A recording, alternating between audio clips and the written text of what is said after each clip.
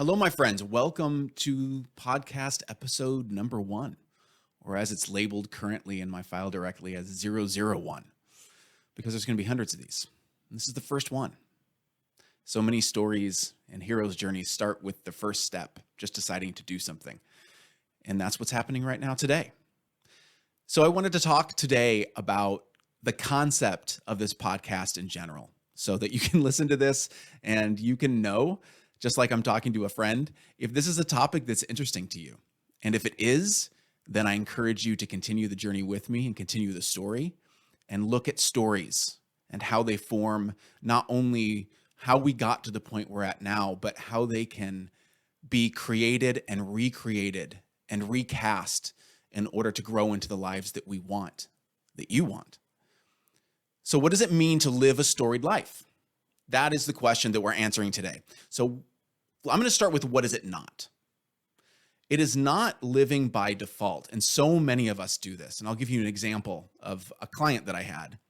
In fact, it was my very first client that will illustrate this. But sometimes we're living our stories on default. Even though we're the heroes of our own stories, we may be in a place right now, and especially with what's happened to us in the last several years with the pandemic, we look around and we go, is this the role I want to be in and the story I want to be in right now? Do I want to continue my commute into this job that is okay, but it's not what I imagined I'd be doing and how I'd be serving people? It isn't feeling like I'm fulfilling my purpose. So if you're living your life by default, you might be having some of those thoughts, questioning, am I really helping anyone right now? Is my job, other than bringing in money at the moment, is it fulfilling me? Do I have enough time with my family? These are all things that might be indicators that you're living a default story, a story that has happened to you, and you might even feel like you were forced into. And stories in general are how our brains make sense of the world and our role within it. And if we're the hero of our own stories, then we need to take control of that story. Otherwise, that story will happen to us instead of for us. So I'm going to illustrate this by telling you a little bit about the first client that I ever had.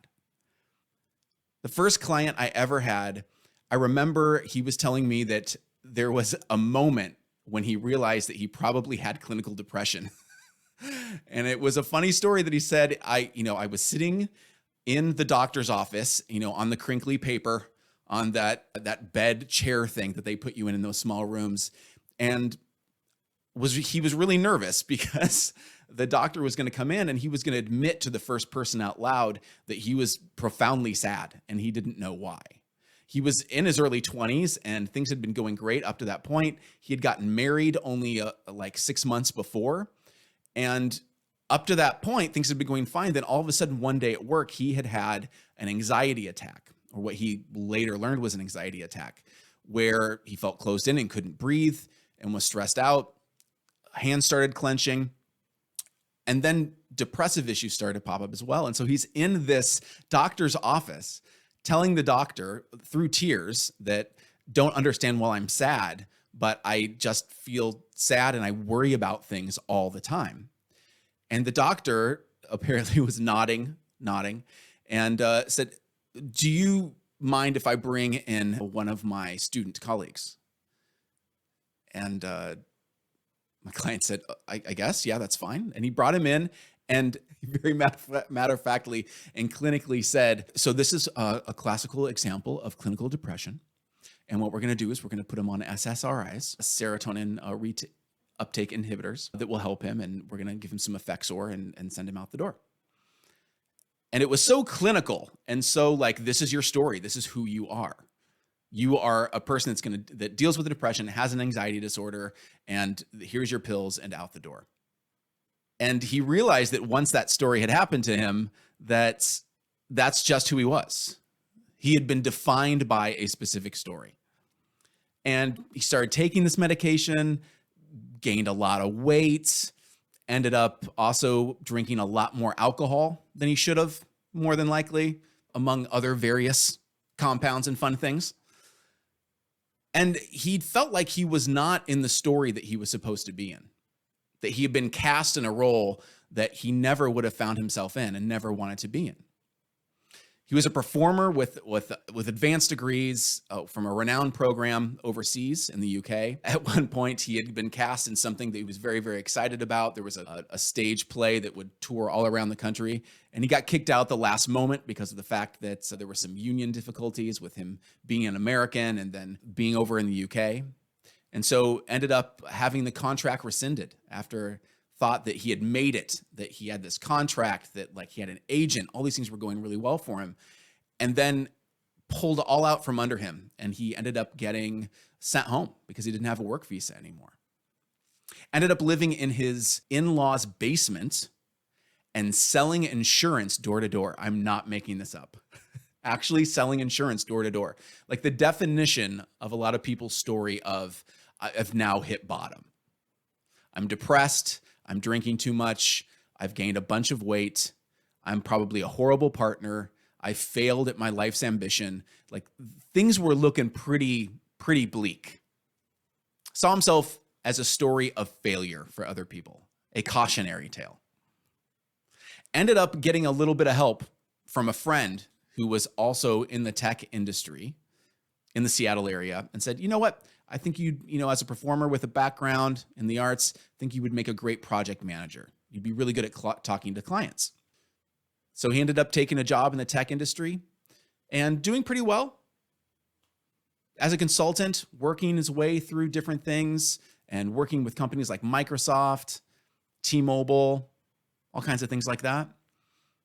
Then got to the point where realized that the story that he was telling himself over and over and over again, that like the story he was in right now was because he was a failure, because he didn't succeed at the thing that he thought was his story to begin with, that he would always be a failure.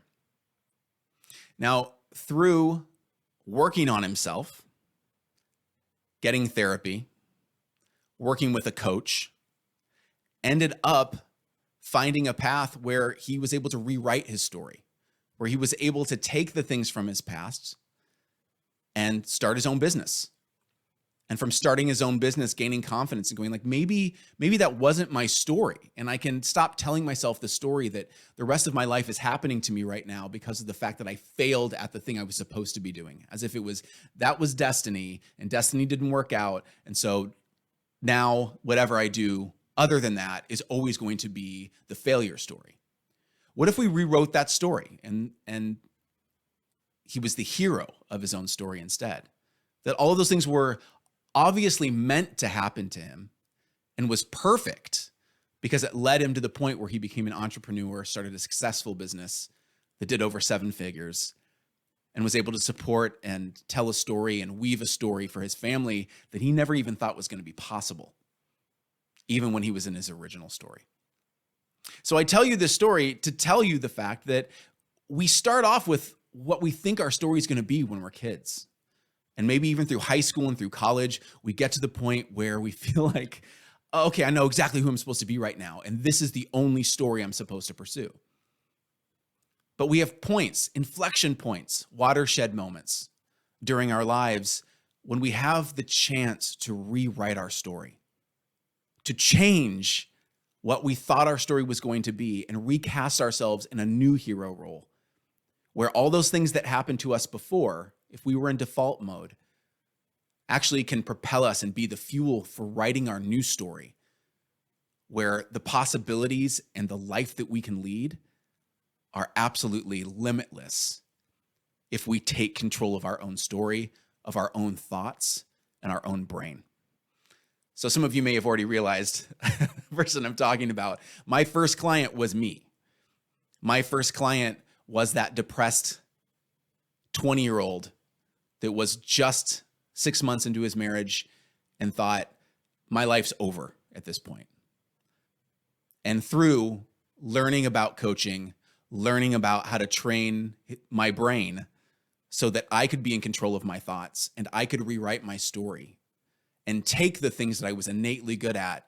And I had so many possibilities of different stories and different journeys that I could go on if I just took the reins of the story, if I took my pen, if you will, and decided to just start a new story and cast myself as the hero.